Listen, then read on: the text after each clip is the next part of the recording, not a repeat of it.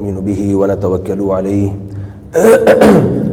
ونعوذ بالله من ورسوله صلى الله تعالى عليه وعلى آله وأصحابه وبارك وسلم تسليما كثيرا كثيرا.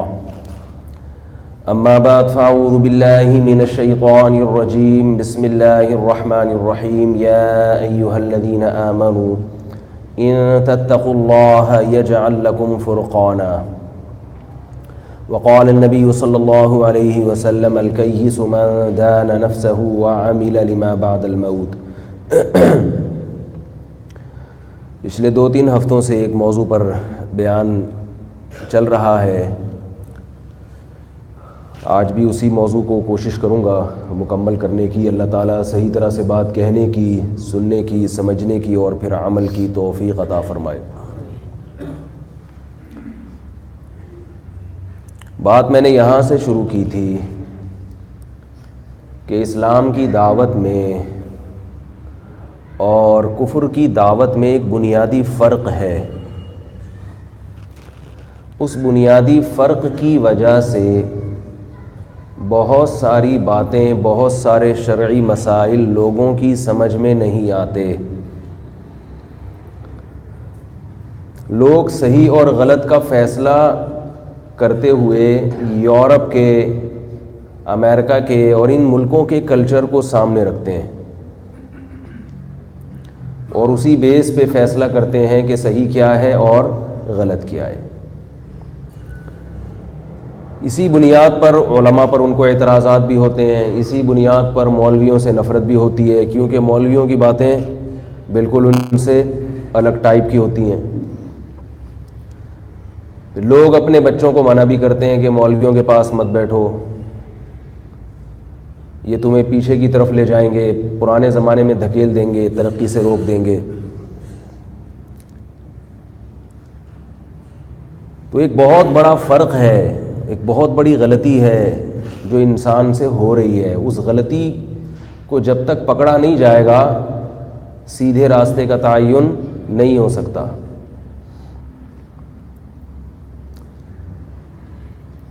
اس غلطی کی اطلاع کیسے ہو، کہاں بنیادی غلطی ہو رہی ہے جس کی وجہ سے ہمارے راستے جدا جدا ہو رہے ہیں. آپ نے یہ لفظ سنا ہوگا کہ ملا اور مسٹر میں فاصلے بڑھ رہے ہیں. سنا ہے نا آپ نے؟ پہلے زمانے میں کسی کی شکل دیکھ کے یہ پتہ نہیں چلتا تھا کہ یہ ملا ہے یا مسٹر ہے. مسلمانوں کے مسٹروں کا حلیہ بھی ایسا ہی ہوتا تھا. میں اکثر ایک بات بیان میں کہتا ہوں کہ البیرونی جیسا سائنسدان جس چھت کے نیچے جس مدرسے میں سائنٹسٹ بنا، اسی مدرسے میں، اسی یونیورسٹی میں، اسی چھت کے نیچے امام غزالی بھی پیدا ہوئے. البیرونی کی شکل دیکھیں اور امام غزالی کی شکل دیکھیں، آپ کو شکل سے یہ نہیں پتہ چلے گا ان میں ملا کون ہے اور سائنٹسٹ بولو بھائی کون. شکل سے نہیں پتہ چلے گا. دونوں کا لباس، دونوں کی وضاقتہ، دونوں کا حلیہ ایک جیسا، اور پڑھ بھی ایک ہی مدرسے میں رہے ہیں.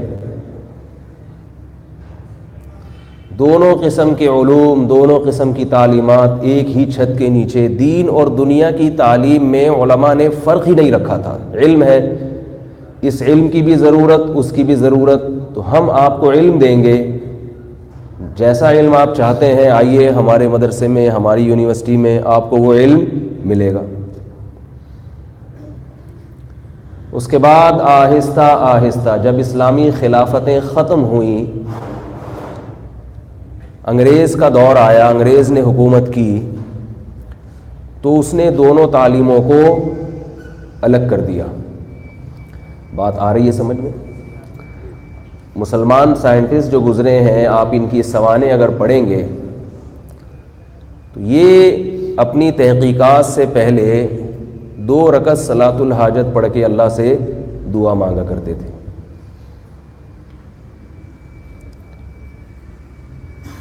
فرق نہیں تھا. اب بہت زیادہ فرق آ رہا ہے، کیونکہ انگریز جب ہندوستان میں آیا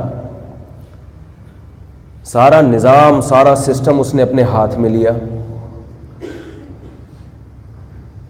اور جو تعلیم کی زبان تھی، عصری تعلیم، چاہے وہ میڈیکل سائنس ہو یا فزکس کا علم ہو یا کیمسٹری کا علم ہو، اس کو انگلش میں تبدیل کر دیا اس نے.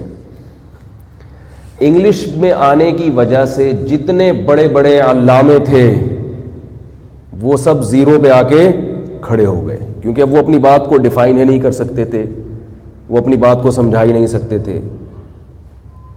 اور پھر یہ علوم گوروں کے ہاتھ میں چلے گئے. آپ جس قوم سے علم حاصل کرتے ہیں اسی کے کلچر کو آہستہ آہستہ فالو کرنا شروع کر دیتے ہیں. مسلمانوں میں جو میڈیکل سائنس کے ڈاکٹر ہوا کرتے تھے جن کو حکیم کہا جاتا تھا، ان کی بہت زبردست ریسرچ تھی، بہت زبردست. میں آج کے حکیموں کی بات نہیں کر رہا، آج کل تو زیادہ تر فراڈی ہی ہیں.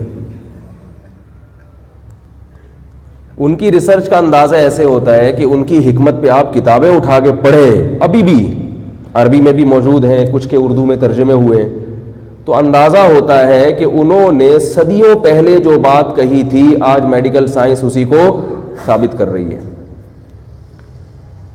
یہ جو حکیموں کی عمریں 90 سال 100 سال آپ نے سنی ہوں گی، سنی ہے کہ نہیں؟ میں نے تو دیکھے بھی ہیں، صرف سنی نہیں ہے. 100 سال کے سے اوپر کے میں نے حکیم دیکھے ہیں، ڈاکٹر میں نے آج تک 100 سال سے اوپر کا بول لو بھائی نہیں دیکھا. ظاہر ہے کچھ تھا ان کے پاس جو وہ 100 سال سے بھی تجاوز. حکیم محمد سعید کا نام سنا ہے آپ لوگوں نے؟ 69 ایئرز اولڈ، 69 سال کی عمر میں ٹینس کھیلا کرتے تھے 2 گھنٹے. بات آ رہی ہے سمجھ میں؟ وہ تو میڈیکل سائنس کا علم نہیں جانتے تھے، MBBS ڈاکٹر نہیں تھے. ظاہر ہے اپنے نسخے اپنے ہی اوپر استعمال کیے ہوں گے نا، کچھ تحقیق تھی، کچھ ریسرچ تھی، اپنے آپ کو ایسا مینٹین رکھ کے دکھایا کہ 69 ایئرز میں 1 گھنٹے 2 گھنٹے کیا کھیل رہے ہیں؟ ٹینس کھیل رہے ہیں. بہترین صحت تھی. تکبیر اولیٰ کبھی فوت نہیں ہوتی تھی، 4 5 سال گزر جاتے تھے، کبھی تکبیر اولیٰ فوت نہیں ہوتی تھی. 2 ٹائم کھانے کا معمول تھا. ڈاکٹر کہتے ہیں سارا دن تھوڑا تھوڑا کھاتے رہو. ان کا کیا معمول تھا؟ 2 ٹائم. دوپہر لازمی قیلولہ کرنا ہے، چاہے تھوڑی دیر کیوں نہ ہو. لائف اسٹائل جو ہے انسان کو بہت اندر اس میں تبدیلی لے کر آتا ہے. تو وہ تو حکیم محمد سعید تھے. ہماری قوم نے ایسے قدردانوں کی قدر نہیں کی اور مار دیا. اگر یہی ایسا بندہ کہیں دوسرے ملک میں ہوتا تو اس کو سونے میں تولتے وہ لوگ. مگر ہماری قوم اپنے لوگوں کا خیال نہیں کرتی، مر جاتے ہیں تو پھر روتے رہتے ہیں بیٹھ کے. وہ تو ایک تھے. میں نے اس کے علاوہ بھی بعض حکیم دیکھے ہیں، لمبی لمبی عمریں ان کی اور ایسی زبردست خاندانی صحت، چہرہ لال ٹماٹر جیسا، 80 سال 85 سال 90 سال کی عمر میں خوش طبع. تو ظاہر ہے کچھ تحقیق ہوگی نا. ایک حکیم صاحب تھے ہمارے ایریا میں جہاں میں پہلے رہا کرتا تھا، وہ بھی 80 85 سال میں لال ٹماٹر کی طرح سرخ. جب ہاتھ پکڑتے تھے تو ہاتھ چھڑوانا ممکن نہیں ہوتا تھا. تو انہوں نے مجھے ایک بات کہی، بیٹا دبلا حکیم اور موٹا فقیر اس پہ کبھی اعتماد مت کرو. بڑی زبردست بات تھی کہ یہ فقیر ہے تو موٹا کیوں ہے؟ اس کا مطلب ایکسٹرا اس کو کھانے کو مل رہا ہے. اور دبلا حکیم کا مطلب اگر یہ اتنا اچھا ہے تو اپنے آپ کو موٹا کیوں نہیں کر سکا؟ یہ خود بیمار کیوں ہے بھائی؟ خود بیمار کیوں ہے؟ تو یہ مسلمانوں کی جو ترقی تھی میڈیکل سائنس میں بہت زیادہ تھی. آج بھی کتابیں ملتی ہیں. ایک کتاب ہے بیاض کبیر، کیا نام ہے اس کا؟ بیاض. وہ خرید کے گھر میں رکھ لیں، آپ کو پتہ چلے گا کہ حکیموں کی ریسرچ کیا تھی. یہ بات خوب یاد رکھیں، ایسا نہ ہو کہ آپ میرا بیان سن کے کسی قبلہ حکیم کے پاس پہنچ جائیں نبض دکھانے.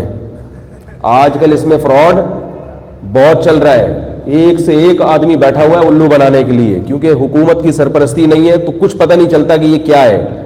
زمین آسمان کے قلابے ملا دے گا، میں یوں ہوں میں یوں ہوں. اور کوئی ایسی جعلی دوائیں بھی کھلا دیتے ہیں. ایک حکیم کا میں نے قصہ سنایا تھا, وہ پیناڈول اور یہ جو آپ کی ڈسپرین ہے اس کو کوٹ کے سفوف بنایا ہوا تھا انہوں نے, اور چورن میں ملا کے لوگوں کو کھلاتے تھے. تو جو بھی وہ کھاتا تھا وقتی طور پر آدمی جب اسپرین جب جائے گی آپ کے معدے میں تو ریلیکس ہو جاتا ہے. تو کہتے ہیں واہ بھائی حکیم صاحب کا چورن بڑا زبردست ہے. بڑا فراڈ ہے اس میں. باقی مجھے کال کر کے نہ پوچھیں کہ آپ اچھے حکیم کا پتہ بتا دیں, کیونکہ میں یہاں کسی کی حکمت کو یا کسی کی دکان کو چمکانے کے لیے نہیں بیٹھا. نہ میں فون پہ بتاؤں گا نہ میں بیان میں بتاؤں گا. وہ آپ خود ہی تحقیق کریں, کوئی یہ سمجھ میں آتا ہے, نہیں آتا تو ڈاکٹروں سے جیسے چل رہے ہیں چلتے رہیں. تو میں یہ عرض کر رہا تھا کہ اتنی ترقی کی مسلمانوں نے میڈیکل سائنس میں, تو حکیم جو تھے چونکہ اپنی زبان تھی, اردو تھی, فارسی تھی اور عربی تھی, تو وہ علماء سے محبت بہت کیا کرتے تھے, کیونکہ ان میں بھی اور مولویوں میں بھی فرق نہیں ہوتا تھا. وہ یہ کہتے تھے کہ یہ بھی پڑھے لکھے ہیں اور ہم بھی پڑھے لکھے ہیں, انہوں نے دین کا علم حاصل کیا اور ہم نے طب کا علم حاصل کیا. آپ آج بھی دیکھ لیں جو پرانے حکیم ہیں, کوئی دینی مدرسے کا طالب علم چلا جائے تو اس سے پیسے نہیں لیں گے. وہ علماء کا بہت احترام کریں گے, خود بھی نماز کے پابند ہوں گے. لیکن جب ہندوستان میں حکمت کا علم ختم ہوا اور میڈیکل سائنس آئی اس کی جگہ, وہ بھی صحیح علم تھا, اس کے بھی بہت فائدے ہیں. یقیناً اس نے جو ترقی کی ہے وہ آج حکمت ترقی نہیں کر سکی, کیونکہ اس پہ حکومتی, جب آپ کے پاس حکومت نہیں ہوتی تو پھر آپ کی ترقی رک جاتی ہے. آپ جب غلام بن جاتے ہیں تو آپ کی ذہانت سے, آپ کے علم سے دوسرا فائدہ اٹھائے گا, دوسرا آپ کے ہنر کو کیش کرائے گا, آپ کسی کام کے نہیں رہیں گے. تو جب میڈیکل سائنس آئی, انگریز آیا, تو انگریز جب پڑھاتا تھا تو اس کا پڑھانے کا اسٹائل کچھ اور ہوتا تھا, اس نے مذہب کو بالکل نکال دیا.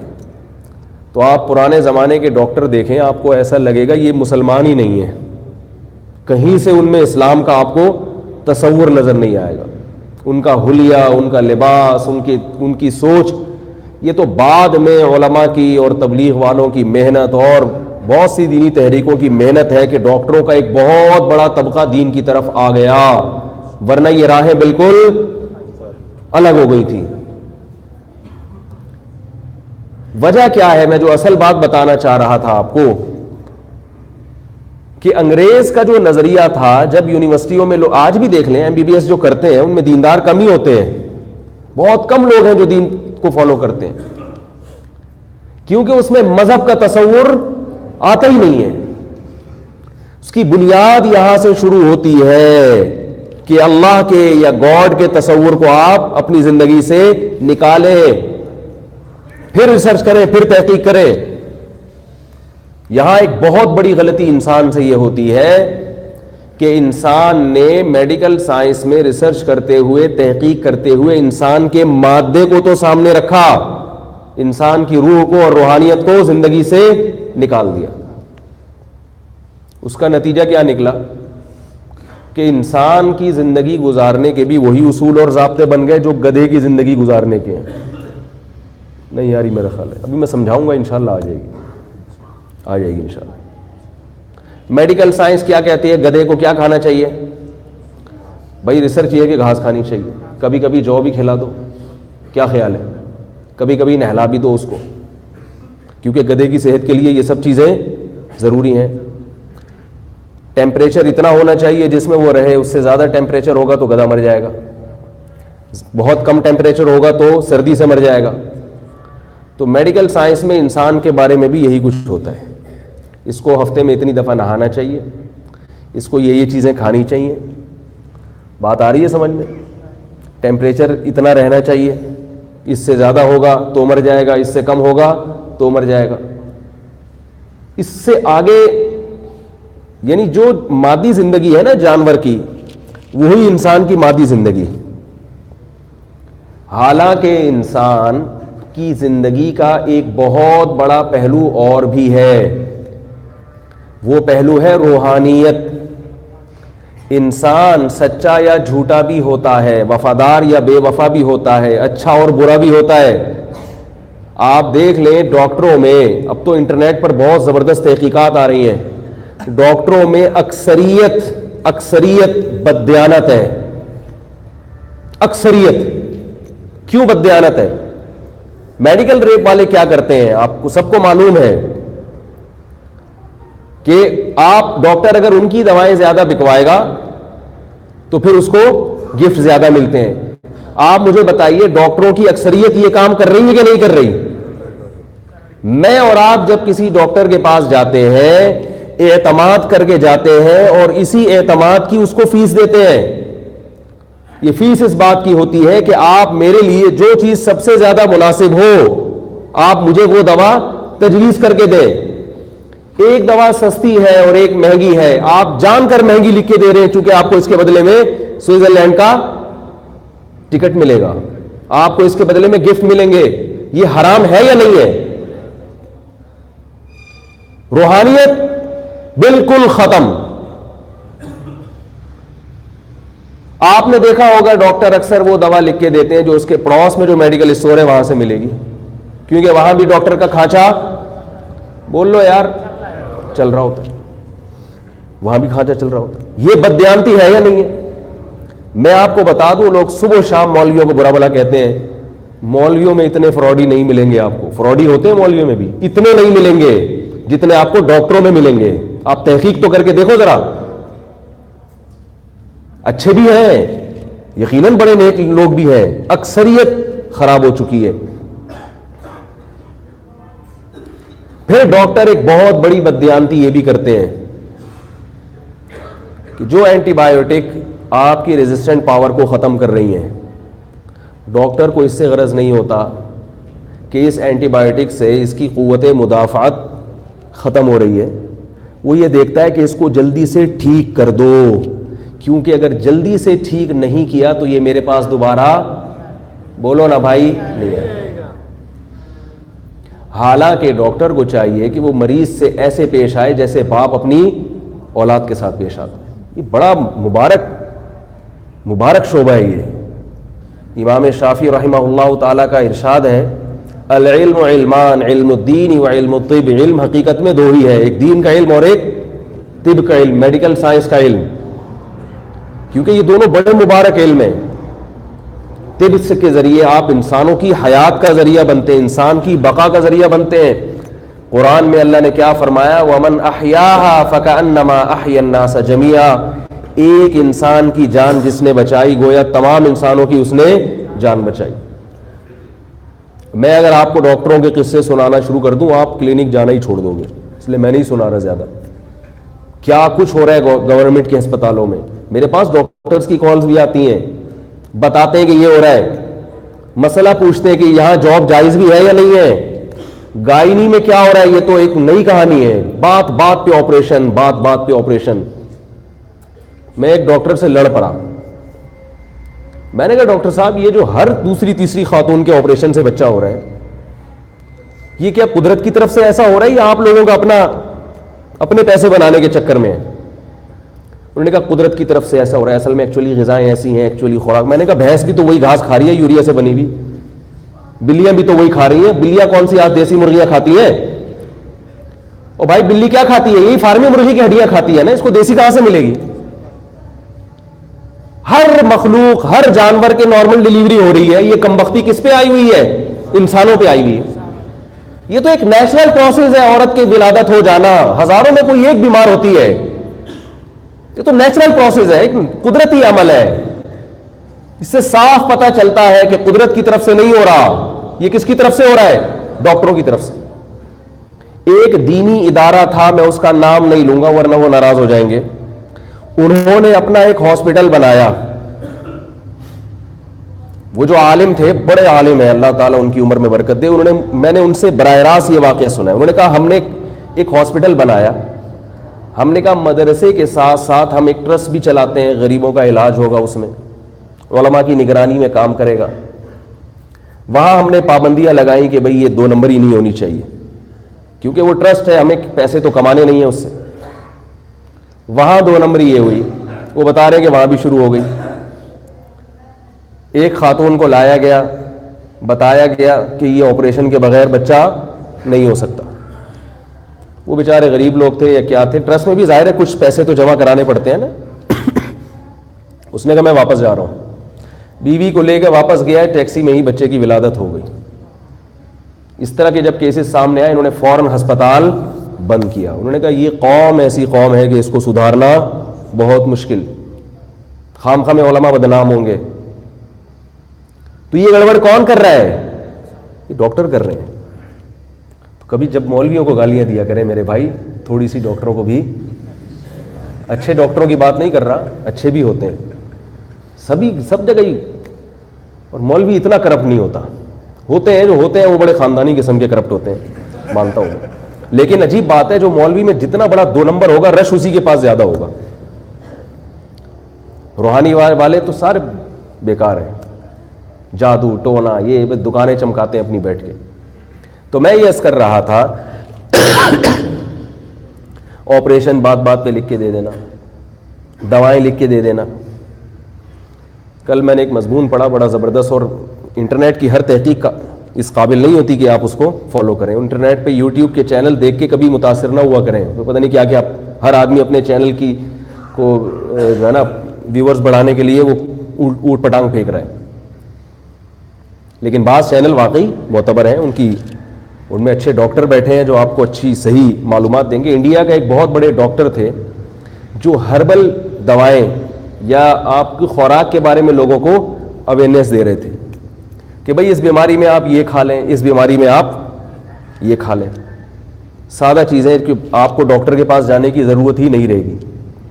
اس بیچارے, وہ ہندو تھا لیکن بہت اچھا ڈاکٹر تھا, اس بیچارے کو وہاں مار دیا کیونکہ دوائیوں کی کمپنیاں یا ڈاکٹروں کی دکانیں اس سے کیا ہو رہی تھیں, بند ہو رہی تھیں. مار دیا اس کو. تو انڈیا, پاکستان اور بنگلہ دیش تقریباً سب آپس میں بہن بھائی ہیں ان حرکتوں میں. حکیم سعید کو مار دیا ہمارے یہاں لوگوں نے. تو میں یہ عرض کر رہا تھا کہ چونکہ روحانیت ختم ہو گئی, اب پیسہ کمانا مقصد ہے, پیسہ کمانا. تو پیسے, اب یہ کاروبار بن چکا ہے, بزنس بن چکا ہے. تو پیسے تو ایسے نہیں کمائے جائیں گے کہ ایک مریض آپ کے ہاسپٹل میں آیا اور آپ اسے کہہ رہے ہیں بھائی تمہیں تو کچھ بھی نہیں ہے, جاؤ ذرا جوشاندہ بنا کے پی لو, یا ایسا کرو ادرک کی قہوہ بنا کے پی لو, ٹھیک ہو, کچھ بھی نہیں ہے. ایسے تو ہسپتال بولو نا یار نہیں چلتا. ایک ہاسپٹل ہے کراچی کا, بڑا مشہور ہاسپٹل ہے, نام نہیں لوں گا میں. تو ہمارے ایک ریلیٹیو نے بتایا, بہت قریبی ہیں میرے, ان کا بھی نہیں بتاؤں گا وہ کون ہے جنہوں نے مجھے بتایا. ہر چیز کا حوالہ دینا مناسب نہیں ہوتا, کچھ چیزیں ایمان بالغیب بھی ہوتی ہیں. تو کیونکہ اگر میں نہیں پکڑا جاؤں گا تو وہ پکڑے جائیں گے. تو ایک پیشنٹ تھا ڈاکٹر کے سامنے, خاتون تھی کوئی, ان کا بیٹا آیا دبئی سے اپنی ماں کو ملنے کے لیے.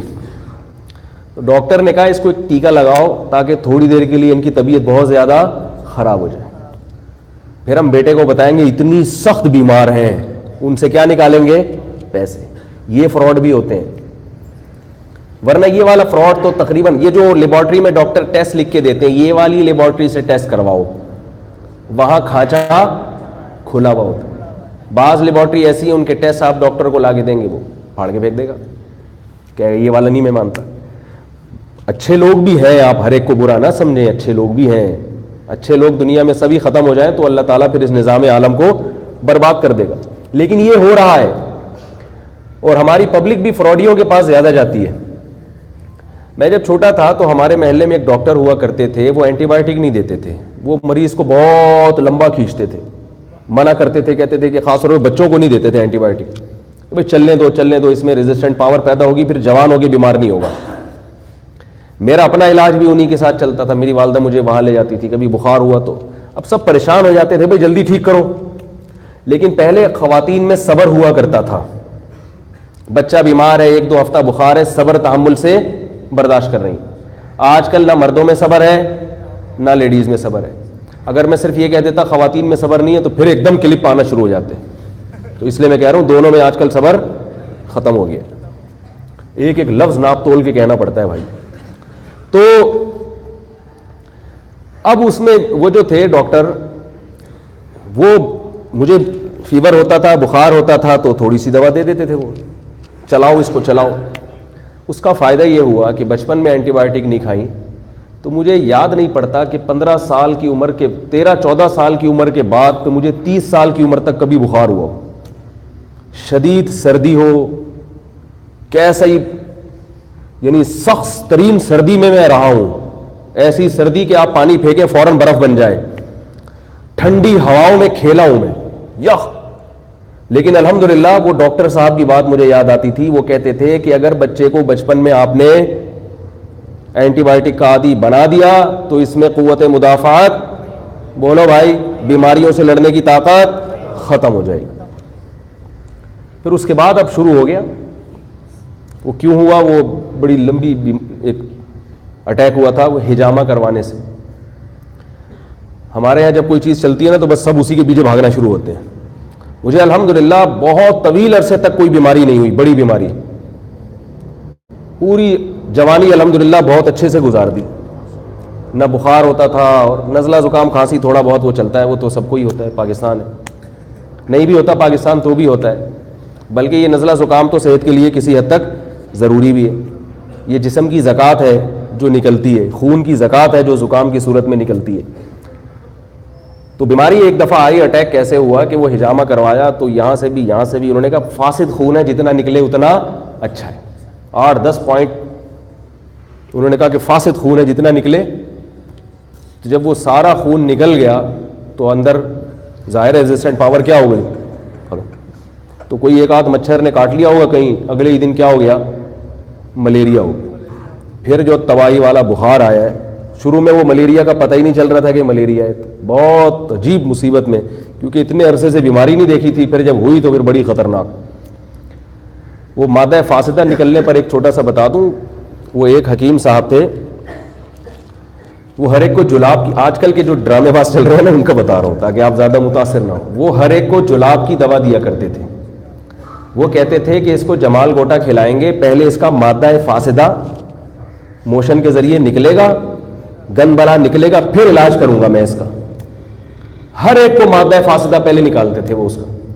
ایک بہت ہی دبلا پتلا مریض ان کے پاس گیا. ان کے گھر والوں نے کہا کہ حکیم صاحب یہ بیچارہ ویسے ہی اتنا باریک سا ہے، یہ موشن اور دست برداشت نہیں کر سکتا، یہ مر نہ جائے کہیں، تو بہت کمزور ہے. انہوں نے کہا نہیں، ہمارا طریقہ یہی ہے کہ ہم پہلے مادہ فاسدہ نکالیں گے اور اس کے بعد علاج کریں گے.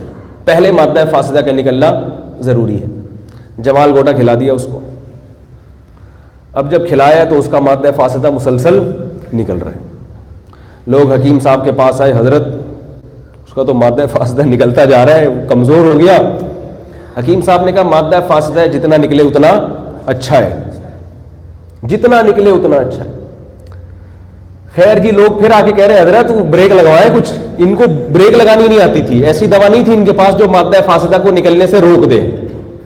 اب یہ تسلی دے رہے ہیں کہ کوئی بات نہیں، فاسد مادہ ہی نکل رہا ہے نا، فاسد چیز ہی نکل رہی ہے، جتنا نکلے اتنا اچھا ہے. بالآخر وہ مریض مر گیا بیچارہ. حکیم صاحب کے پاس لوگ حضرت وہ تو مر گیا.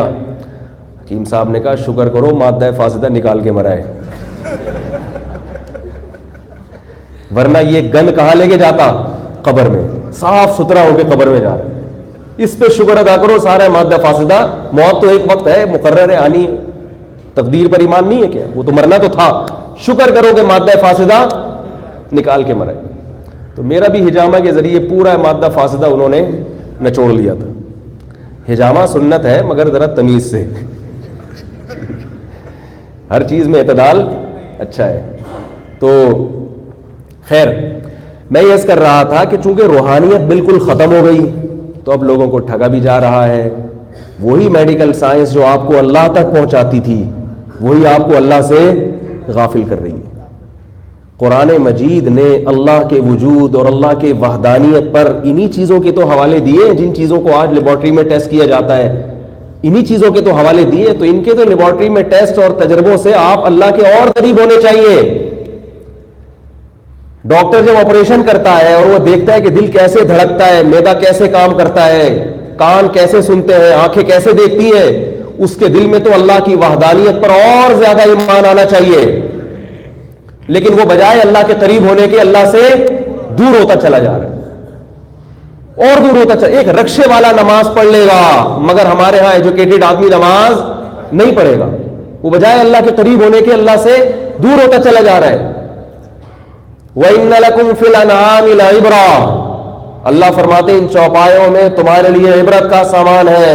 نُسْقِيكُم مِّمَّا فِي بُطُونِهِ مِن بَيْنِ فَرْثٍ وَدَمٍ لَبَنًا خَالِصًا سَائِغًا لِّلشَّارِبِينَ. فرمایا تم سوکھا چارہ ان جانوروں کو کھلاتے ہو. ڈاکٹر تو جانتے ہیں نا یہ سوکھا چارہ کن مراحل سے گزر کے دودھ میں تبدیل ہوتا ہے. ہر اسٹیپ پر اللہ کی قدرت کا ایک شاہکار ہے جس پر میں اور آپ اتنا مطلع نہیں ہے, ڈاکٹر کو اطلاع زیادہ ہوتی ہے. کیسے جانوروں کو اللہ نے ہماری خدمت میں لگا دیا. سوکھا چارہ آپ اس کو رگڑ کے دیکھیں, اس میں تیل کا ایک قطرہ بھی آپ کو نظر نہیں آئے گا, اس میں کولیسٹرول نام کی کوئی چیز نہیں ہے. سوکھا چارہ ہم جانور کو کھلاتے ہیں, تھوڑی دیر میں اس کے تھنوں میں کیسا دودھ اترتا ہے. من بین فرثن, فرمایا اسی سوکھے چارے سے ہم گوبر بناتے ہیں. وہ گوبر زمین کی طاقت اور بولو بھائی توانائی کے لیے, تاکہ دوبارہ اس زمین سے گھاس ہوگی. دوبارہ ڈاکٹر بس یہ تو دیکھتے ہیں کہ نائٹروجن بن رہی ہے, نائٹروجن ضروری ہے, اور بارش سے بھی نائٹروجن زمین پہ آتی ہے, اس کھاد میں بھی نائٹروجن ہے, اس سے پھول اگتے ہیں, اس سے یہ ہوتا ہے. ایکچولی ہوتا یہ ہے کہ جب یوں ہوتا ہے تو پھر یوں ہوتا ہے. وہ ساری چیزیں سوچ کے بس اسی میں الجھ کے رہ جاتے ہیں. لہذا نتیجہ ہی نکالتے ہیں کہ صبح صبح دودھ پیا کرو. بس بھائی اتنا ہی تھوڑی ہے. اللہ بار بار قرآن میں بتا رہے ہیں کہ تم غور کیوں نہیں کرتے. افلا تتفکرون افلا تعقلون افلا تذکرون ان فی ذلک لآیات لقوم یؤمنون, ایمان والوں کے لیے اس میں نشانیاں ہیں. ان فی ذلک لآیات لقوم یتفکرون, غور و فکر کرنے والوں کے لیے اس میں بڑی بڑی نشانیاں ہیں. ان فی ذلک لآیات لقوم یذکرون, نصیحت حاصل کرنے والوں کے لیے اس میں بڑی بڑی نشانیاں ہیں. غور کیوں نہیں کرتے؟ ہم غور کس میں کرتے ہیں؟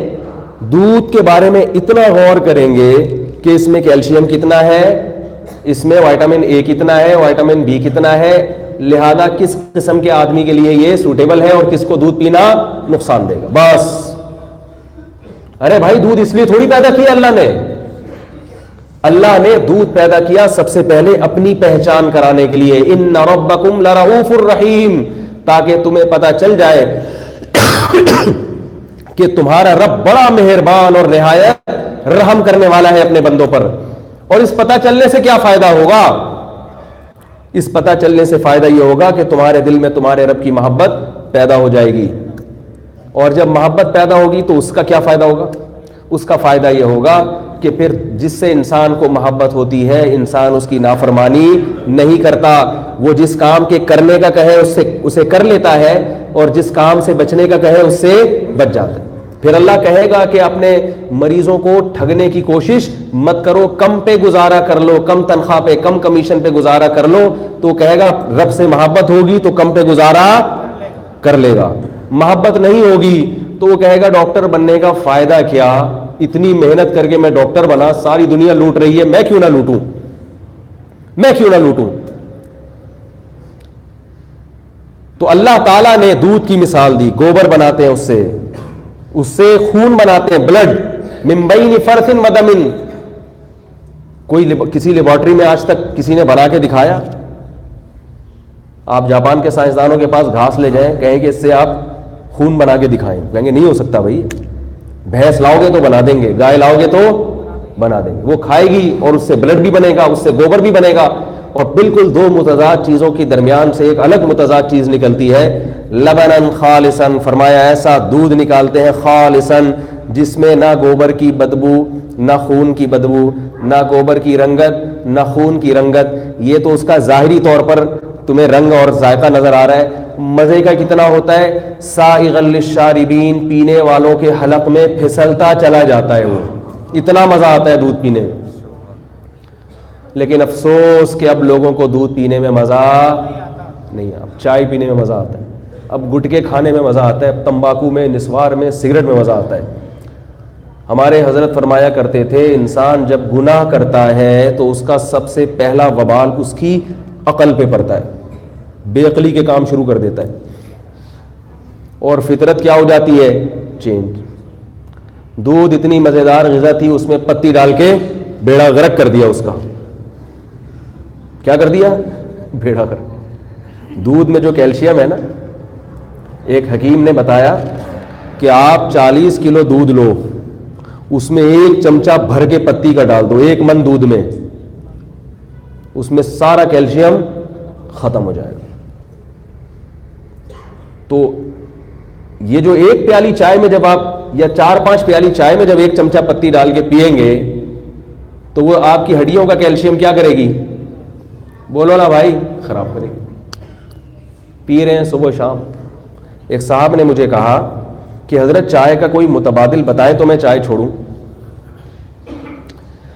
ہر چیز کا آلٹرنیٹ ہوتا ہے نا, سودی بینک کا آلٹرنیٹ آ گیا بھائی اسلامی بینک, ٹھیک ہے نا. زنا کا آلٹرنیٹ ہے نکاح. تو انہوں نے کہا چائے کا آلٹرنیٹ کیا ہے؟ بعض لوگ بتاتے ہیں یہ کھا لو, یہ پی لو, یہ کر لو. میں نہیں بتاتا. چائے کا آلٹرنیٹ کی ضرورت کیوں پیش آئی آپ کو؟ چائے کی ضرورت پڑتی ہے جب آپ دماغ میں تھکاوٹ محسوس کرتے ہیں, ایسا ہی ہے نا. تو تھکاوٹ کا علاج کیا ہے؟ سو جاؤ. رہنے دو بھائی. تھکاوٹ کیوں ہو رہی ہے؟ تھک گئے نا کام کرتے کرتے, دماغی کام کرتے کرتے تھک گئے, تو دماغ کو راحت دو, آنکھیں بند کر کے لیٹ جاؤ تھوڑی دیر کے لیے. اور اگر کسی کمزوری سے تھکاوٹ ہو رہی ہے تو دیکھو اپنا بلڈ ٹیسٹ کرواؤ, خون کی کمی ہے تو ایسی چیزیں کھاؤ تاکہ خون پیدا ہو. وہ تمام کام نہیں کرتے. تھکاوٹ اگر کسی کو سارا دن محسوس ہو رہی ہے, اس کا مطلب کوئی بیماری ہے اس کو. ایک تو تھکاوٹ ہوتی ہے نیند کی کمی سے, اس کا علاج کیا ہے بھائی؟ نیند پوری کرو اپنی. اور ایک تھکاوٹ ہوتی ہے کمزوری سے, تو اس میں کمزوری کا علاج کرنے کی کوشش کرو. کیفین اس کا علاج نہیں ہے کہ آپ, کیفین یہ کرتی ہے کہ جیسے ہمارے حضرت ایک مثال دیا کرتے تھے, گدھا چلتے چلتے تھک جائے, اب وہ کہہ رہا ہے مجھے تھوڑا آرام کرنے دے, آپ نے ایک چابک لگائی اور اس کو اچھال دیا. وہ وقتی طور پر تو بھاگے گا لیکن تھوڑے دنوں کے بعد اس کی باڈی ختم ہو جائے گی.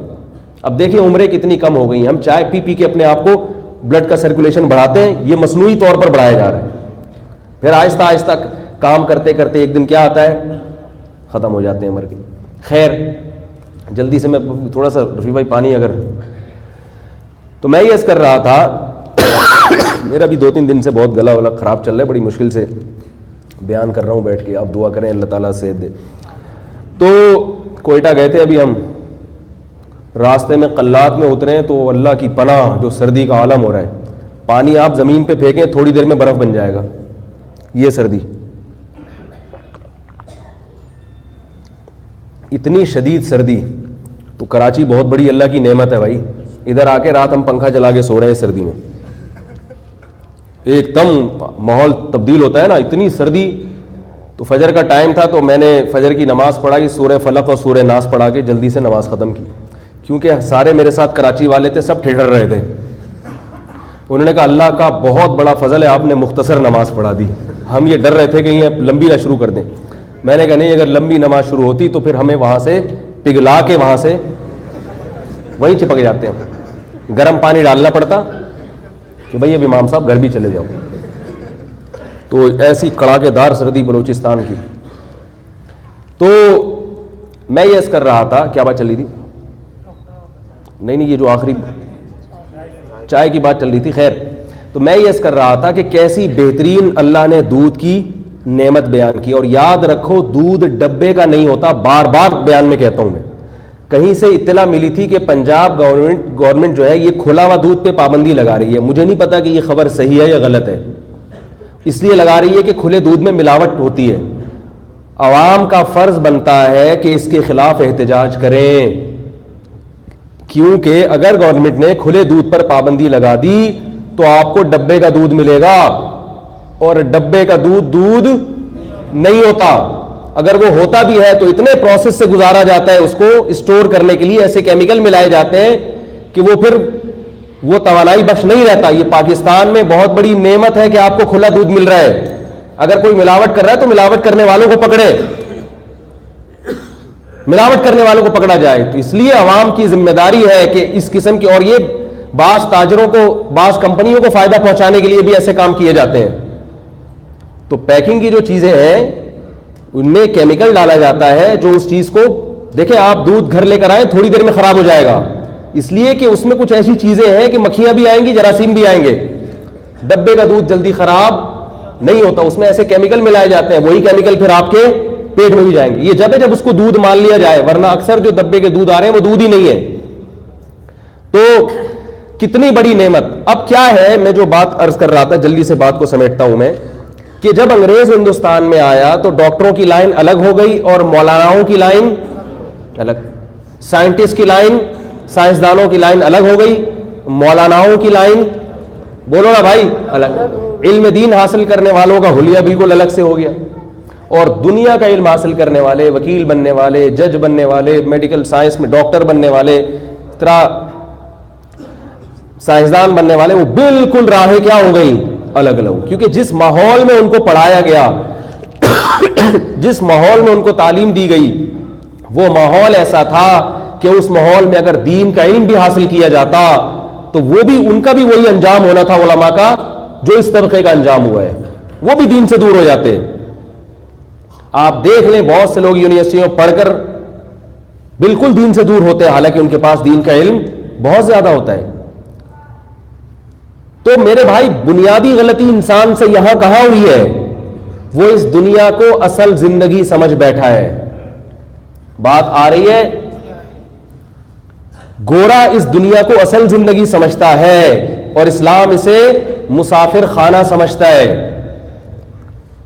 جب یہ مسافر خانہ ہے تو مسافر کے لیے ترقی کے جو معیار ہوتا ہے وہ الگ ہوتا ہے, اور جو وہاں دھرنا مار کے بیٹھا ہوا ہو اور وہاں سے جانے کے لیے تیار نہ ہو, اس کے ہاں ترقی کی ڈیفینیشن ایک الگ ہوتی ہے.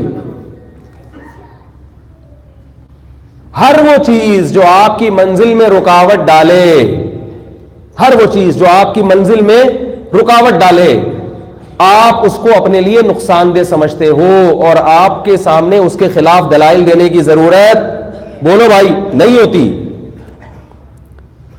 لیکن یہ اس کے لیے ہے جس کی کوئی منزل ہو. ایک آدمی سفر کرتا ہوا دور جا رہا ہے, اس کی منزل ہے کراچی سے پشاور جانا ہے, لاہور جانا ہے, درمیان میں رکاوٹیں آئیں گی, اسے پتا چلا کہ یہاں کا ٹریفک جیم ہے, میں اتنی دیر میں ٹرین میں یا ایئرپورٹ نہیں پہنچ سکتا, تو اپنا راستہ بدل لے گا, فوراً بدل لے گا وہ راستہ.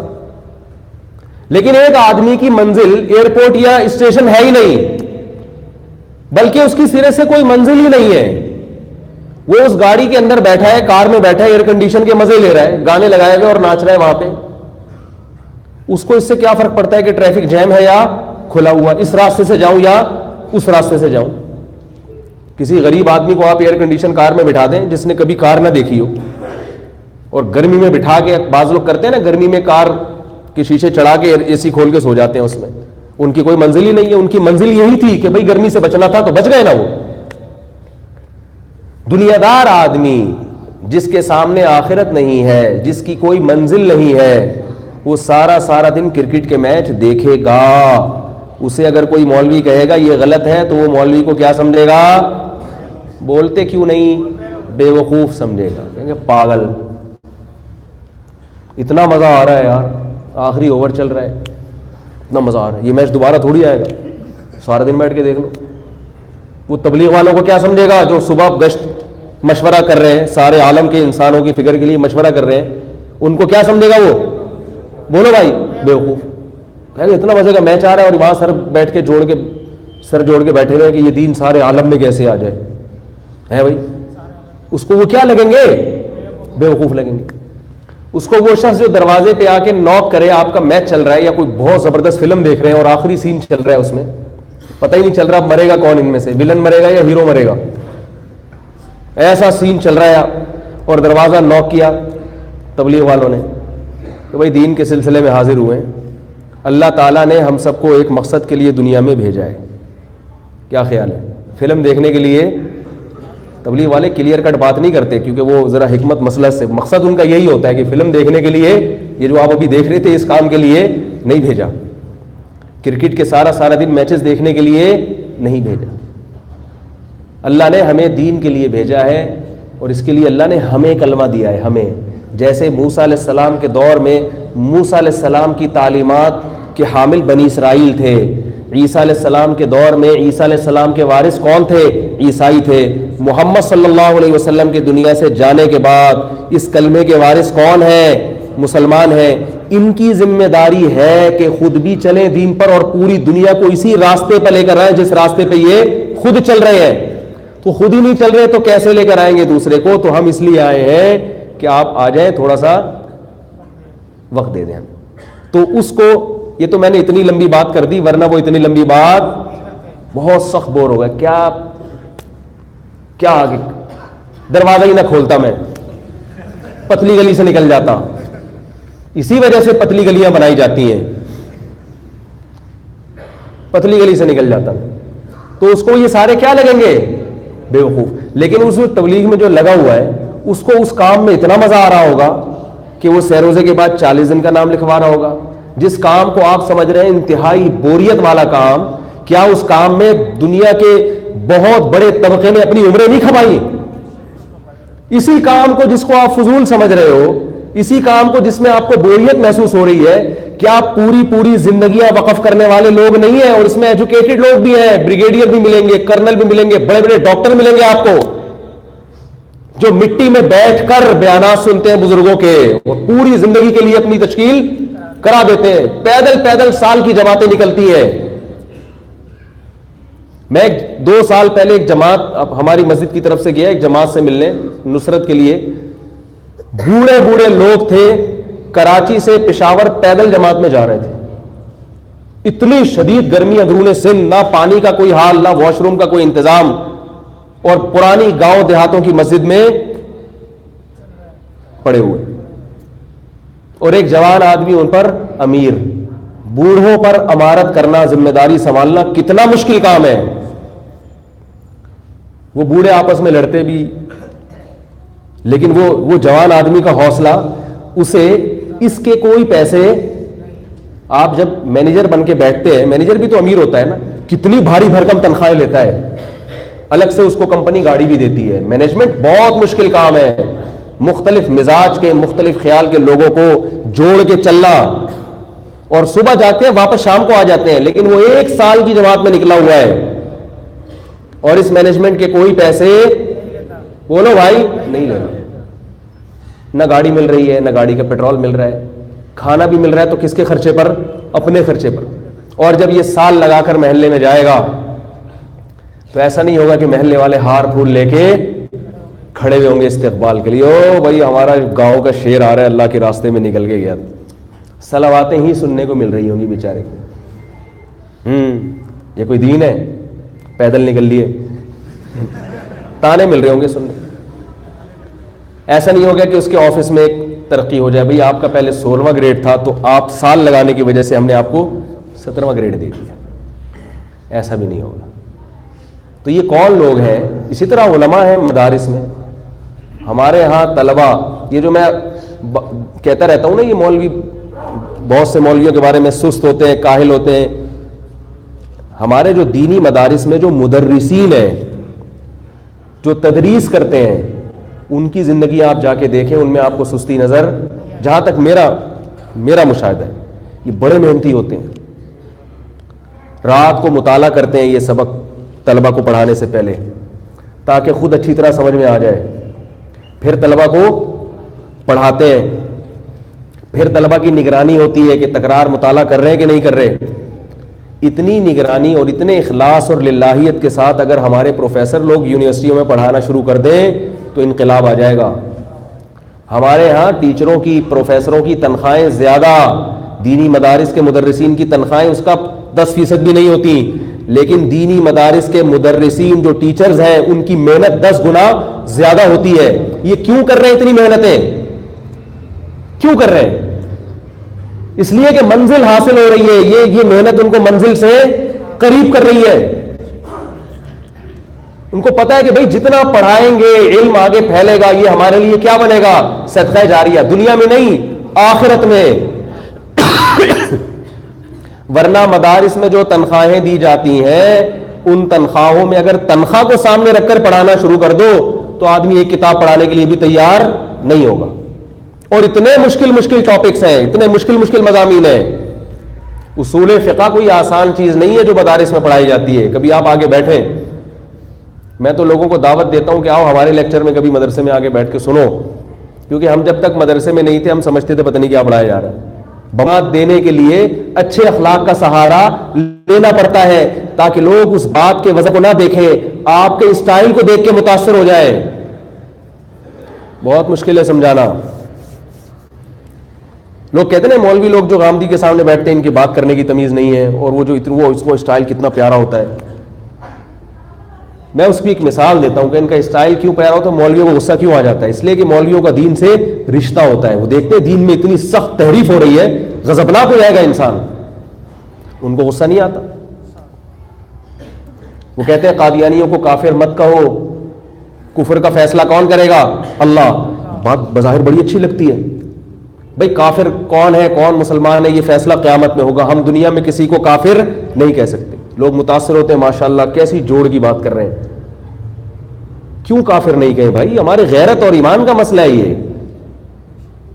قادیانیوں نے محمد صلی اللہ علیہ وسلم کی نبوت پہ ڈاکہ ڈالا ہے, غیرت کے خلاف ہے. اگر ہم محمد صلی اللہ علیہ وسلم سے محبت کرتے ہیں تو آپ کی محبت میں, آپ کی نبوت میں شرکت کو برداشت نہیں کریں گے. آپ تو مسکرا کے کہہ دیتے ہیں کہ کافر, ان کو کافر مت کہو. آپ کا رشتہ اگر محمد صلی اللہ علیہ وسلم سے مضبوط ہوتا تو آپ یہ بات مسکرا کے نہیں کہتے. کہتے کیوں نہیں کہے کافر ہم ان کو. بہت سارے معاملات میں آپ کو یہ فیصلہ کرنا پڑتا ہے کہ مسلم ہے یا کافر, کیونکہ شریعت میں کچھ معاملات ایسے ہیں جو صرف مسلم کے ساتھ جائز ہیں, غیر مسلم کے ساتھ اور کافر کے ساتھ جائز نہیں ہے. وہاں آپ کو فیصلہ کرنا پڑے گا کہ یہ کافر ہے, ورنہ اس کے ساتھ معاملہ جائز ہو جائے گا. تو میں یہ عرض کر رہا تھا, کیا بات چل رہی تھی یار, گھومتا رہتا ہے اسٹیشن ہمارا. نہیں یہ جو ابھی بات یہاں اس سے پہلے آئی تھی نا, ہاں میں یہ تبلیغ جماعت کی مثال دے رہا تھا کہ دیکھو جب منزل سامنے ہوتی ہے, مقصد سامنے ہوتا ہے, تو پھر ہر وہ چیز جو آپ کے مقصد میں رکاوٹ بنے گی آپ اس کو پاؤں کی ٹھوکر سے خود بخود اڑا دو گے. اس کے لیے آپ مفتیوں سے مسئلہ پوچھنے کی بھی ضرورت محسوس نہیں کرو گے. ہمارے ہاں دینی مدارس میں ایسے طلبہ بھی ہیں جو سارا دن کرکٹ کے میچ دیکھتے ہیں. ایسے طلبہ بھی آپ کو ملیں گے جو فلمیں بھی دیکھ رہے ہیں. ہر جگہ ہوتے ہیں. کیوں؟ اس لیے کہ وہ مدرسے میں جب علم حاصل کرنے کے لیے آئے تو ان کے سامنے بھی کوئی منزل, بولو بھائی, نہیں. ابا اما نے ڈال دیا, لے بھائی پڑھا دے ان کو, آ گئے. آپ نے دیکھا ہوگا بعض دین میں مضبوط ہوتے, یعنی علم میں مضبوط ہوتے ہیں, عمل میں زیرو ہوتے ہیں, اور بعض علم میں زیرو ہوتے ہیں, عمل میں مضبوط ہوتے ہیں. کیوں؟ جس کے پاس علم ہے عمل میں زیرو ہے اس کے سامنے کوئی منزل نہیں ہے, اور جس کے پاس علم نہیں ہے اس کے سامنے اگر منزل ہو تو علم نہ ہونے کے باوجود وہ عمل میں مضبوطی دکھاتا ہے. تو راستے کا جو تعین ہے, علم کے ساتھ ساتھ منزل کا تعین جب ہوگا تو پھر آپ کامیابی کی زندگی گزاریں گے. یہ جو میں نے قرآن مجید کی آیت پڑھی ہے, یا ایھا الذین آمنوا ان تتقوا اللہ یجعل لکم فرقانا, اے ایمان والو اگر اللہ سے ڈرو گے تو اللہ تمہارے اندر فرقان پیدا کر دے گا, حق اور باطل میں فرق کی صلاحیت پیدا کر دے گا. اس کا بھی یہی مطلب ہے. جب آپ آخرت کو سامنے رکھ کر زندگی گزارتے ہیں تو پھر آپ کو پتہ چل جاتا ہے کہ صحیح کیا ہے اور غلط کیا ہے. اگر آخرت کو سامنے رکھ کے زندگی نہیں گزارتے, خدا کی قسم آپ بہت اچھے سائنسدان بن سکتے ہیں, آپ بہت اچھے ڈاکٹر بن سکتے ہیں, آپ بہت اچھے تاجر بن سکتے ہیں, مگر آپ ذرہ برابر بھی سیدھے راستے کی فہم, ذرہ برابر بھی آپ کے اندر سیدھے راستے کی فہم پیدا نہیں ہوگی. جب آپ ہی کو پتہ نہیں ہوگا کہ سیدھا راستہ کون سا ہے, الٹا راستہ کون سا ہے, تو آپ لوگوں کو گائیڈ کیسے کریں گے؟ آپ قوم کے مقتدا اور رہبر نہیں بن سکتے. ہمارا جو نوجوان طبقہ ہے, ہماری جو ینگ جنریشن ہے, وہ یورپ اور امریکہ کو فالو کر رہی ہے. ان کو کیا بنا دیا؟ مقتدا. جبکہ اللہ کیا فرما رہے ہیں؟ وَلَا تُطِعْ مَنْ أَغْفَلْنَا قَلْبَهُ عَنْ ذِكْرِنَا، جن کے دلوں کو ہم نے اپنی یاد سے غافل کر دیا ان کو فالو، بولو بھائی، مت کرو، ان کے پیچھے مت چلو، وہ خود جہنم کی آگ کی طرف جا رہے ہیں، تمہیں کیسے بچائیں گے وہ؟ تو تقویٰ جب انسان اختیار کرتا ہے تو اس میں صحیح کو صحیح اور غلط کو غلط سمجھنے کی صلاحیت پیدا ہو جاتی ہے۔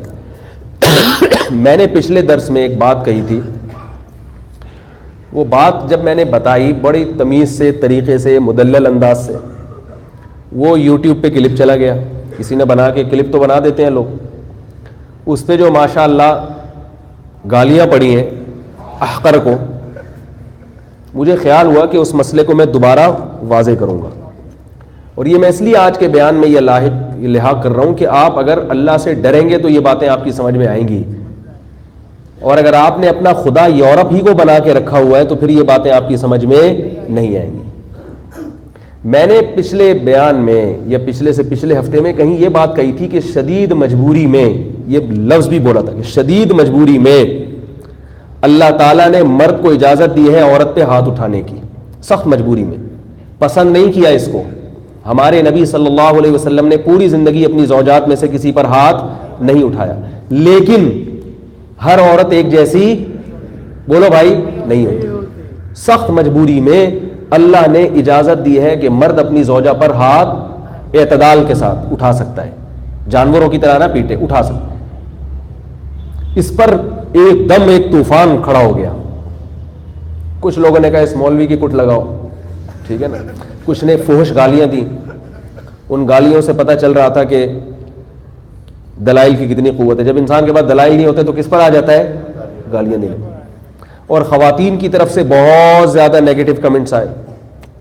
ایک بات چھوٹی سی عرض کرتا ہوں کہ میں جب مرد کے حقوق، مردوں کے خلاف بیان کرتا ہوں، میرے بہت سارے بیان مردوں کے خلاف بھی ہیں کہ وہ ظلم کرتے ہیں بیویوں پر، اس میں مردوں کی طرف سے نیگیٹو کمنٹس نہیں آتے، لیکن ذرا سی خواتین کی کوتاہیوں پر بات کر لو تو بہت زیادہ نیگیٹو کمنٹس آنا شروع ہو جاتے ہیں۔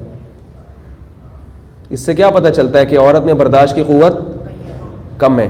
میں یہ نہیں کہہ رہا نہیں، خواتین خود اپنے رویے سے بتاتی ہے کہ ہم میں برداشت نہیں ہے۔ بھئی یہ تو مشاہدے میں آ رہی ہے نا یہ چیز۔ میں نے کتنے بیانات ہیں جس میں میں نے مردوں کے خلاف بیان کیا کہ یہ غلط کر رہے ہیں، غلط کر رہے ہیں، غلط کر رہے ہیں، کوئی مرد نہیں چیختا ہو کہ بھئی آپ یہ کیوں کہہ رہے ہو، بلکہ نیچے اپریشیٹ کیا ہوتا ہے، ماشاءاللہ مفتی صاحب اللہ جزائے خیر دے، آپ نے معاشرے کی اس برائی کو صحیح پکڑا۔ ذرا سا کوئی لفظ اگر خواتین کے خلاف چلا جائے، سب خواتین کی بات نہیں کر رہا، لیکن ایک طوفان کھڑا ہو جاتا ہے۔ تو یاد رکھو، اگر مجھے آپ نے ممبر پہ بٹھایا ہے وہ باتیں کہلوانے کے لیے جو آپ سننا چاہتے ہیں تو مجھے پرچے پہ لکھ کے دے دیا کریں، جیسے سعودی عرب اور یو اے ای میں ہوتا ہے، گورنمنٹ کہتی ہے اس دفعہ ہمارے فضائل میں یہ والا خطبہ دو آپ، کیا خیال ہے؟ اس دفعہ بادشاہ کے فضائل میں یہ والا بیان ہونا چاہیے۔ جو بھی الٹا سیدھا کام ہو، آپ نے مسجد کے امام کی ذمہ داری ہے اس کو کیا کر کے دے، وہ سیدھا کر کے دے۔ جیسے وہ ایک بادشاہ تقریر کر رہا تھا نا کہ میں نے ہرن کو تیر مارا تو اس کے پچھلی ٹانگ سے نکل کے کنپٹی پہ جا کے لگاؤں۔ اب پبلک کہہ رہی ہے پچھلی ٹانگ کہاں، کنپٹی کدھر؟ تو وزیر کا کام تھا، بادشاہ جب بھی الٹی سیدھی چھوڑیں گے تو وزیر اس کو کیا کرے گا، صحیح کرے گا۔ تو وزیر نے کہا اصل میں وہ اپنی کنپٹی سے وہ اپنی پچھلی ٹانگ سے کنپٹی کھجا رہا تھا، وہ تیر اس وقت کیا کر رہا تھا، وہ ہرن جو ہے نا وہ ایسے کھجا رہا تھا تو یہاں سے نکل کے یہاں چلا۔ بادشاہ نے کہا بڑی مہربانی یار، ورنہ ہم نے تو آج تو اگر آپ اس لیے ہیں کہ میں جو بات ہے وہ بس کہہ دوں، ایسا نہیں ہوگا بھائی، ایسا کریں گے تو کوئی سمجھدار آدمی نہیں آئے گا۔ تو اللہ تعالیٰ نے بوقت ضرورت مرد کو ہاتھ اٹھانے کی اجازت دی ہے، یہ مسئلہ تو منصوص ہے، قرآن میں ہے۔ رہا مسئلہ کہ قرآن نے یہ کیوں کیا، یہ تو مرد اور عورت کی مساوات کے خلاف ہے، تو اسلام مرد اور عورت کی مساوات کا قائل نہیں ہے، وہ ہے ہی نہیں مساوی، تو کیوں اسلام اس کا قائل ہوگا؟ اس میں نے دلیل بھی دی تھی کہ لوگ کہتے ہیں کہ مرد کو اجازت دے دی ہاتھ اٹھانے کی تو یہ تو انسانی حقوق کے خلاف ہے۔ تو میں نے کہا تھا، دلیل دی تھی کہ اب پولیس کو عوام پہ کوڑا برسانے کی اجازت ہے یا نہیں ہے؟ بلا وجہ نہیں، لیکن کوئی ضرورت پڑے تو برسا سکتی ہے کہ نہیں برسا سکتی؟ تو کیا انسانی حقوق اور مساوات کے خلاف ہے یہ؟ گورنمنٹ کو اجازت نہیں ہے کہ وہ لٹکا دے آپ کو پھانسی کے پھندے پہ اگر آپ کوئی جرم کرتے ہیں، تو کیا یہ انسانی حقوق کے خلاف ہے یہ؟ بھائی وہ جرم کرے, عورت اگر مجرم ہے اور وہ نصیحت سے محبت سے قابو نہیں آ رہی تو اللہ نے یہ نہیں کہا کہ گولی مار دو یا اس کو پھندے سے لٹکا دو. اللہ نے یہ اجازت دی ہے کہ اعتدال کے ساتھ اس پہ ہاتھ, اعتدال کے ساتھ. یہ بھی آ گیا کہ جانوروں کی طرح نہ پیٹو, چہرے پہ مت مارو. اتنی بھی اگر مرد کو اجازت نہ دی جائے تو پھر وہ مکھنچو ہے, وہ خانسامہ ہے جس کا کام ہے گیس بجلی کے کرائے دینا, بچوں کے اسکول کی فیسیں دینا, سارا دن کما کے بیوی کو کھلانا, اور چلے گی کس کی گھر میں؟ بیوی کی چلے گی. ایسے نہیں چل سکتا معاملہ. جب اللہ تعالیٰ نے ساری ذمہ داریاں مرد کے کندھوں پہ ڈالی ہے تو کچھ اس کو حقوق بھی زیادہ دیے, اور ان حقوق کے زیادہ دینے میں عورت کا فائدہ ہے, ورنہ مرد اس کو چھوڑ کے چلا جائے گا. اسلام عورت کی حکومت کا قائل, بولو بھائی سبق یاد کرا دو. اسلام نے بتایا کہ بیوی سے محبت کرو, اتنی محبت کہ نبی صلی اللہ علیہ وسلم حضرت عائشہ جہاں سے پانی پیا کرتی تھی برتن میں, وہیں سے منہ لگا کے آپ صلی اللہ علیہ وسلم پانی پیتے تھے. محبت اتنی. حقوق کا خیال کرو. آپ صلی اللہ علیہ وسلم فرمایا جیسا خود پہنو ویسا ہی اس کو پہناؤ, جیسا خود کھاؤ ویسا ہی اس کو کھلاؤ. لیکن سربراہ کون ہے؟ یہ جو کہتے ہیں عورت کی آزادی, آزاد دنیا میں کوئی بھی نہیں ہے. یہ جو بڑے فنٹر بنے پھرتے ہیں نا دنیا کے بہت سارے لوگ جو ہمیں تہذیب سکھا رہے ہیں, ان کے ہاں جتنی پابندیاں ہیں اتنی ہمارے ملکوں میں نہیں ہے.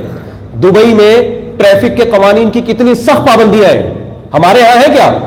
اب کوئی دبئی میں جا کے کہے یار یہاں تو آزادی نہیں ہے, غلاموں جیسی زندگی گزر رہی ہے, کوئی کرتا ہے بات وہاں پہ؟ بھائی یہ پابندی تمہارے فائدے کے لیے ہے, ورنہ پورا نظام تباہ ہو جائے گا.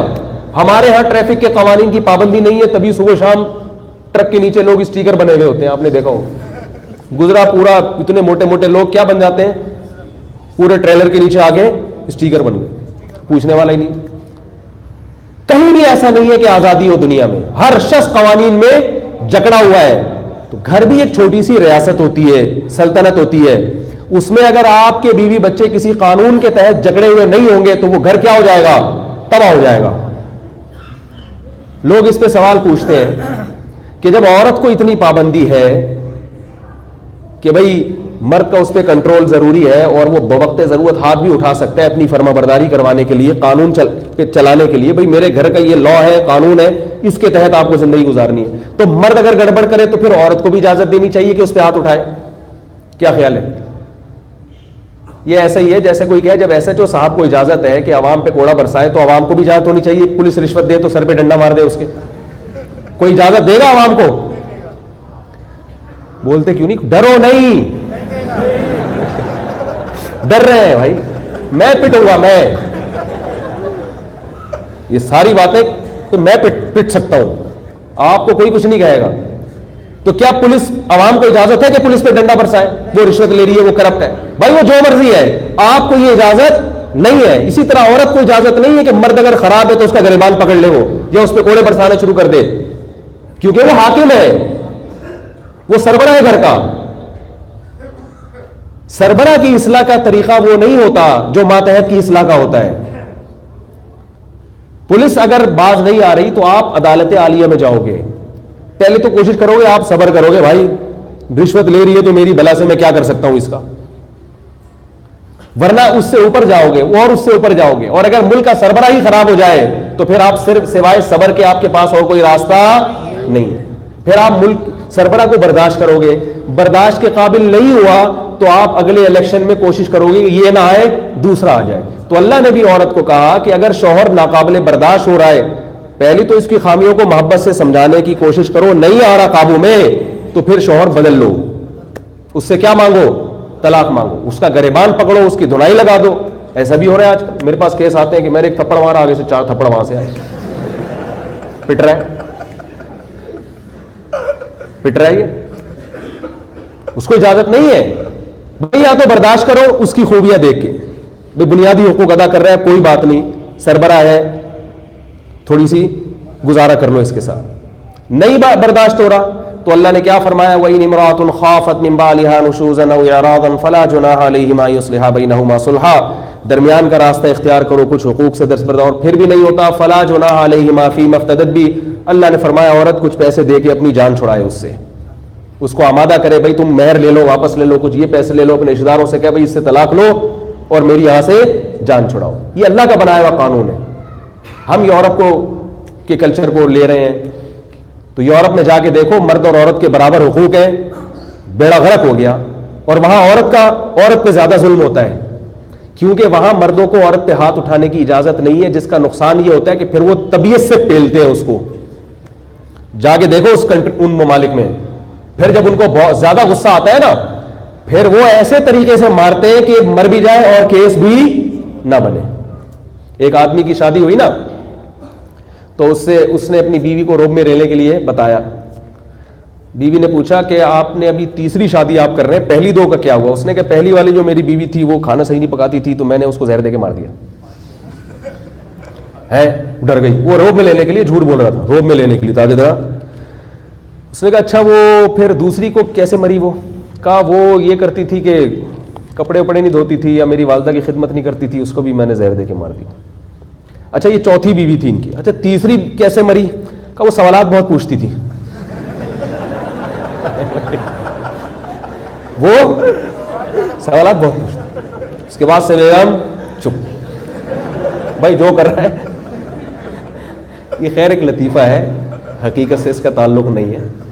تو میں عرض یہ کر رہا ہوں, حضرت حکیم الامہ مولانا شرف علی تھانوی رحمہ اللہ تعالی کتنے بڑے بزرگ, خواتین کے حقوق پر بہت لکھا ہے انہوں نے, لیکن ایک بات وہ لکھتے تھے کہ جس مرد کا اپنی عورت پہ روب ختم ہو جائے, اس گھر سے بڑا فتنہ پھر کسی گھر میں پیدا نہیں ہوتا. یہ یاد رکھ. محبت کرنے کا حکم ہے, مگر سربراہ اللہ نے تمہیں بنایا ہے, تمہیں. بات آ رہی ہے سمجھ میں؟ بڑے بڑے فیصلے کس کے چلیں گے؟ آپ کے. چھوٹے موٹے تو چل لیں دو, کھانا کیا پکے گا, سیٹنگ کیسے ہونی چاہیے, یہ ان میں مداخلت کرنا یہ نسوانیت ہے. بعض بڑے گھٹیا طبیعت کے ہوتے ہیں, بیگم نے سیٹنگ چینج کر دی تو میٹر گھوم گیا. بھائی وہ اس کا گھر ہے, اس کی ملکہ ہے وہ گھر کی, اس کو جو ادھر صوفہ کر دیا ادھر بیڈ کر دیا, یا یہ چلاؤ. کھانے پینے میں نمک زیادہ ہو گیا کم ہو گیا, نہیں بنایا کھانا, ان چیزوں پہ لڑنا کیا ہے؟ غیرت مند ہونے کی علامت نہیں کہ آج میں آیا تو کھانا ہی پکا ہوا نہیں ہے. کوئی مسئلہ نہیں, ہوٹل پہ جا کے کھا لو. ان چیزوں پہ لڑنا, چھوٹی چھوٹی باتوں پہ. میں نے پانی کا بولا تو کیوں نہیں لے کر آئی, تو اٹھ کے خود پی لے بھائی, تو کیا جا رہا ہے یار. یہ نیچ سوچ کے لوگ ہوتے ہیں جو میرے پاس ایسے جب کیس آتے ہیں نا. بیگم سے میں نے بولا تھا پانی لے کر آؤ, وہ اٹھی نہیں, تو مجھے غصہ آیا, میں نے طبیعت سے دھنائی کر دی. یہ جہالت ہے. یہ کیا ہے؟ جہالت. وہ نوکرانی نہیں ہے, اچھی بات ہے وہ خدمت کرے, نہیں کر رہی تو خود اٹھ کے پی لو یار, خود پکا لو, خود ہی کبھی کبھار پوچھا لگا لیا کرو گھر میں. میں لگاتا ہوں, حقیقت ہے. کبھی آپ آ کے دیکھیں ہمارا لائف اسٹائل, تو آپ کو تھوڑا سا فرق نظر آئے گا. تو لیکن جو بڑے بڑے فیصلے ہیں, بچہ کس اسکول میں پڑھے گا, یہ کون فیصلہ کرے گا؟ آپ. کیونکہ تنخواہ فیس کس نے دینی ہے؟ آپ نے. ایسے پھڈے آ رہے ہیں, بیگم کہہ رہی ہے وہاں پڑھے گا, آپ کی جیب اجازت نہیں دے رہی, تو بیگم تانے دے رہی ہے کہ ہوں ویسے خرچ کرنے کے لیے بہت کچھ ہے, بچوں کو پڑھانے کے لیے پیسے نہیں ہے. بھائی یہ فیصلہ کون کرے گا؟ آپ کرو. بچوں کی شادی کہاں ہوگی, یہ فیصلہ, یہ اتھارٹی کس کو دی ہے؟ اللہ نے. آپ کو دی ہے. بچی کیسے کپڑے پہنے گی, ہاف آستین پہنے گی یا فل آستین پہنے گی, یہ فیصلہ کون کرے گا؟ بولو نا بھائی. آپ کی بیٹی ہے بیگم, یہ اسکرٹ پہن کے بازار میں نہیں جا سکتی. سمجھ رہے ہو کہ نہیں سمجھ رہے؟ یہ بڑے بڑے جتنے ہیں جن سے پورا لائف اسٹائل آپ کا چینج ہو جاتا ہے. اسی طرح بیگم کتنے گھر میں کون آ سکتا ہے اور کون نہیں آ سکتا. یہ میرا گھر ہے. جیسے گورنمنٹ پاسپورٹ ویزا دے گی تو آپ انٹری ہوگی نا کسی غیر ملکی. ساس صاحب آگے بیٹھ گئی ہیں, جا ہی نہیں رہی ہیں, پورا کھا پی کے جنازہ نکال دیا بیچارے کا, تو وہ جا ہی نہیں رہی ہیں. ایسا بھی ہوتا ہے. اسی طرح کیا, یعنی یہ خود فیصلہ کر لیں آپ گھر بیٹھ کے. تو بڑے بڑے جتنے معاملات ہیں, گھر میں ٹی وی آئے گا کہ نہیں آئے گا, اگر گھر میں ٹی وی ہے تو کون سا چینل چلے گا, کون سا نہیں چلے گا, اس میں کس کی چلے گی؟ آپ کی چلے گی. بیگم صاحبہ جب گھر سے جائیں گی تو آپ سے پوچھ کے جائیں گی, یا بتا کے جائیں گی, کم از کم آپ کو پتا ہوگا کہ اس وقت میری بیگم, بولو نا بھائی, کہاں بیٹھی ہوئی ہے. اب خواتین اس پہ کہتی ہوں مرد تو بتاتا نہیں ہے میں کہاں جا رہا ہوں, ہم کیوں بتائیں؟ تو بھائی رخصتی ہو کے آپ آئی ہو, وہ رخصتی ہو کے نہیں آیا. وہ تو جیسے پہلے تھا ویسے ہی گھومتا رہے گا. آپ باؤنڈ ہوئی ہو, باؤنڈ کون ہوا ہے؟ آپ ہوئی ہو, اور اس باؤنڈ ہونے کے آپ کو پیسے مل رہے ہیں. اب یہ بھول گئی ہے کہ رخصتی کس کی ہوئی تھی. سمجھ رہی ہے؟ جیسے میری رخصتی ہوئی, یہ بھی رخصتی. مرد تو مرد ہے, اس کو تو اللہ نے باہر کے لیے پیدا کیا ہے. ہاں ٹھیک ہے آپ لڑیں, اگر دیر سے گھر آ رہے ہیں لڑائی آپ کا حق ہے بھائی, یہ کوئی انسانوں کا ٹائم ہے 2 بجے گھر آنے کا, اس پہ آپ لڑائی کریں, لیکن جو ہے وہ ریموٹ کنٹرول کی طرح بالکل ادھر جا رہے ادھر جا رہے, کتنے پیسے کما رہے ہیں, تنخواہ کتنی ہے, اس پہ بھی پوری نگرانی ہوتی. اتنی تنخواہ ہے تو میرے ہاتھ میں اتنی, بھائی تمہیں تمہارا پورا خرچہ ملے گا, بیگم میری کتنی ارننگ ہے یہ میں جانتا ہوں اور اللہ جانتا ہے, یہ مجھے بتانے کی ضرورت. بولو بھائی بہت خطرناک باتیں کر رہا ہوں, اللہ تعالیٰ دہشت گردی کا کیس نہ بن جائے میرے اوپر, کیونکہ آپ جب کما رہے ہو تو آپ کو مختار ہو, آپ کی ذمہ داری ہے اس کو پورے کرو. اس پہ لڑائیاں ہو رہی ہیں کہ تنخواہ نہیں بتاتے, اور ایک مرد نے بتائی تو کہہ رہے میں نے سب بتا دیا اور ہاتھ پاؤں کٹوا دیا.